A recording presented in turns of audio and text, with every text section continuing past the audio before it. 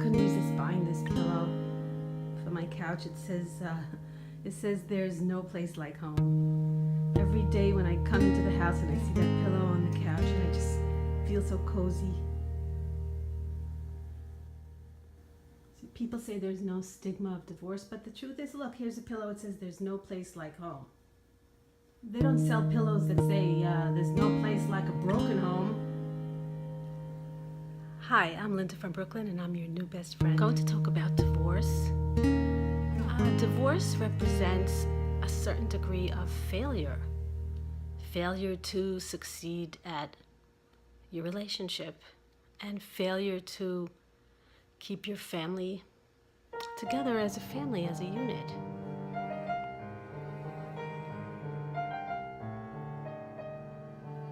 Nobody wants to fail at that. And people like to say divorce is so common today, but it doesn't make it any less painful. Nobody would choose divorce for their family. No child wants to be the child of the divorced family. When you're divorced, simple things cause you a lot of sensitivity.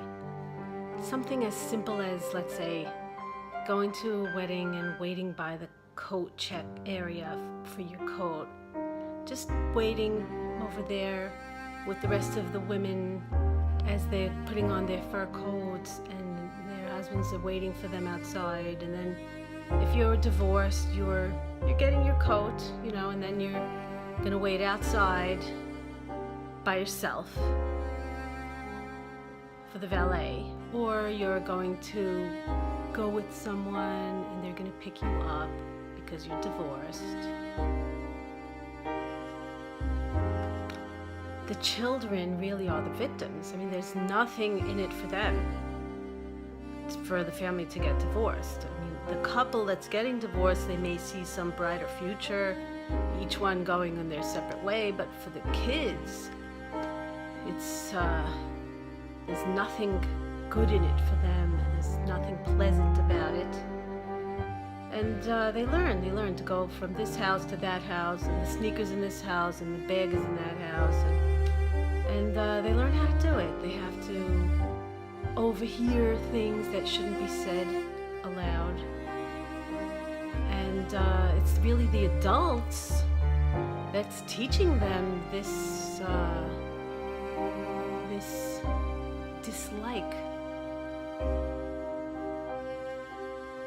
There is no friendly divorce. I wouldn't say that the divorces I had were the worst of them, because I did have loving families and everybody was very supportive.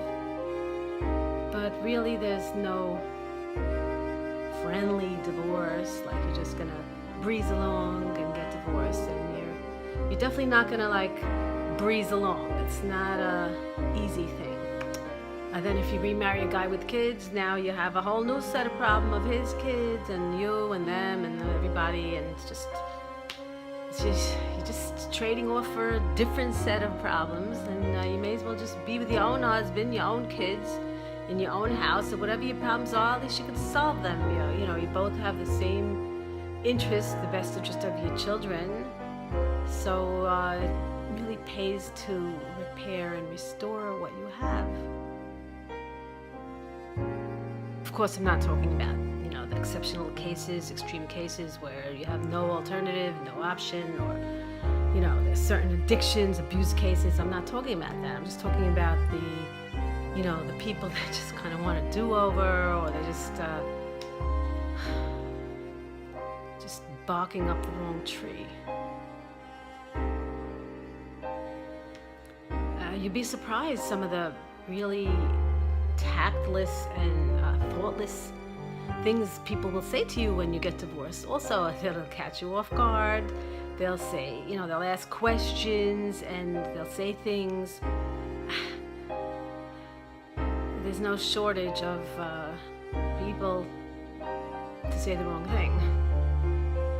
Really, the bottom line is nobody's perfect. And so what are you going to do? You're going to divorce your husband who's not perfect, and then go try to find someone else who's also not perfect, and they're not the father of your kids, what's the point?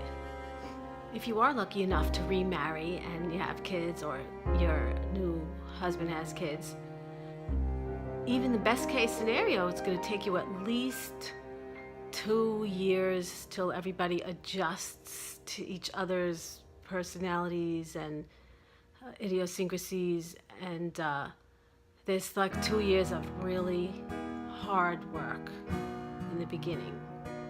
So if you're going to work that hard, why not work hard on your own marriage? The shame of it is that I think a lot of people get divorced from that 1 or 2 comments or something they said that was just like below the belt, something that should never have been said. And it just makes the person think that they just could never live with that person anymore. And it's a problem because it just gets harder and harder to have to actually get a divorce and to deal with everything that the divorce brings. So you have to be careful with the things you say. And if you're going to use the word divorce, I mean, it's terrible, terrible. Don't ever use that word, because you plant the idea, the seed, and then that person's ego, it wears them down. It wears them down like, oh, really? You think you're going to divorce me? Or, it just becomes like a power struggle with whoever planted that idea of the divorce, and it just should never be an option. Separating shouldn't be an option. Divorcing shouldn't be an option. It should just be that, you have a disagreement, which is normal, or a problem, and everybody has problems. There's no marriage that doesn't have problems, and if you ring the doorbell of anybody's house, everybody has something. Doesn't matter if it's financial or illness or something putting them over the edge, a kid, this, that, whatever it is, there's always something. And the seeds of divorce should never be planted, because they grow. When somebody threatens divorce and they don't mean it and they're bluffing, it wounds the other person, and the person puts up the wall, they get the guard up, and then they start thinking, hey, is this person serious? And it could grow into a reality.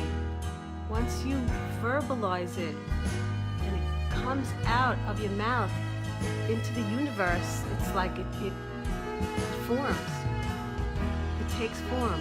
You should do everything in your power to prevent divorce from taking form. Baruch Hashem, I'm married, I'm remarried. Baruch Hashem. This is Linda from Brooklyn, and I'm Linda's friend. Bottom line, you have to work with what you have. Whatever you have, you have to work with it. You have to make it work with it, have patience. Divorce isn't really the answer. Divorce is a problem, not a solution.